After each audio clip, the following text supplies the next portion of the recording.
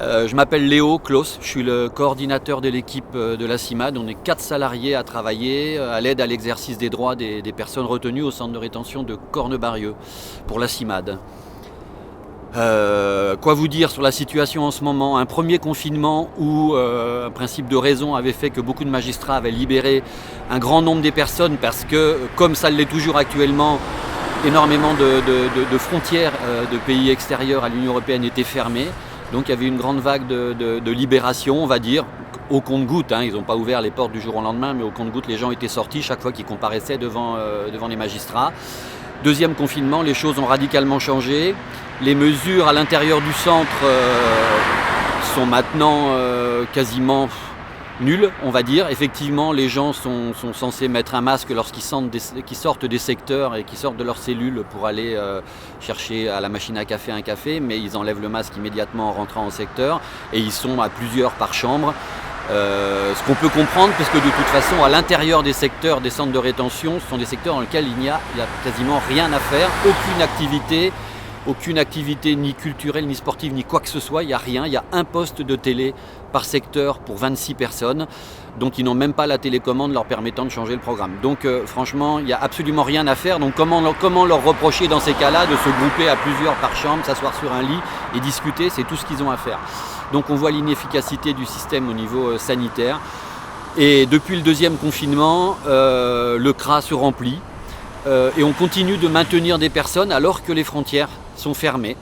Et mon lot aujourd'hui et ceux des membres de mon équipe dans le centre de rétention, c'est une grande frustration puisqu'en fait on doit répondre aux gens qui nous posent la question: mais pourquoi on me garde enfermé? Je suis juste un sans-papier, j'ai pas commis de délit, pourquoi on me garde enfermé alors qu'on ne peut pas me reconduire à la frontière? Je rappelle quand même que les centres de rétention, la rétention administrative est un dispositif qui doit durer le minimum de temps, juste le temps de reconduire les personnes. Et aujourd'hui, on garde des personnes enfermées 2 mois.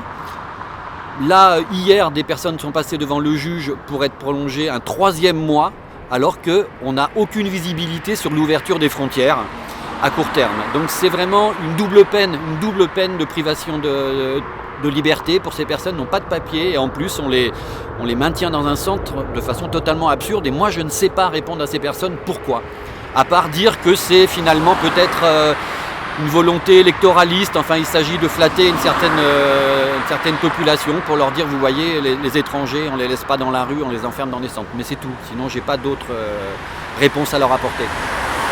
Après, en dehors de ça, on a des situations en ce moment où j'ai l'impression que l'administration est vraiment décomplexée. On l'a vu encore hier soir avec ce qui s'est passé place de la République avec les migrants et le démantèlement extrêmement violent. Et cette violence, elle existe aussi à l'intérieur du centre de rétention de plus en plus. On a eu la semaine dernière une femme qui a été interpellée en allant faire des courses. Elle avait confié son enfant de quelques semaines à quelqu'un de sa famille. Elle a été interpellée dans la rue, elle a eu beau dire qu'elle avait des montées de lait, on l'a gardée au centre de rétention plus de 4 jours où elle souffrait énormément en raison de ces montées de lait.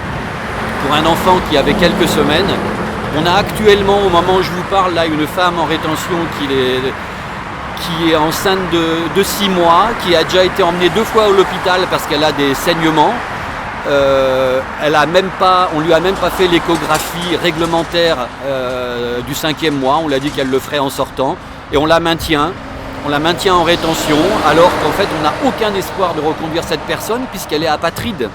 Elle est née en Allemagne de parents bosniens et elle n'a jamais mis les pieds en Bosnie et on continue à s'acharner alors même qu'elle a un papier avec elle disant qu'elle n'est pas reconnue par les autorités bosniennes et qu'elle est enceinte de 6 mois, on la maintient dans le centre de rétention. Encore un exemple d'inhumanité. Un père de famille, puisque vous le savez, c'est des choses qu'on a souvent dites, avant on plaçait énormément d'enfants en rétention. L'année dernière, il y a eu 57 enfants qui sont passés par le centre de Cornebarieux. Cette année, on en a eu un petit peu moins, mais on compte maintenant la logique qui est en place depuis plusieurs années, c'est finalement d'interpeller le papa en général, de reconduire le papa dans le pays d'origine, et comme ça on se dit que c'est lui en général qui a le permis de conduire, qui a la possibilité quand même de travailler. Et donc du coup le reste de la famille suit. Donc on met la famille dans une telle précarité humaine et financière que finalement ils sont contraints de partir, quoi. Voilà où on en est actuellement. C'est dramatique. Quasiment plus de renvois au compte-gouttes sur la Tunisie.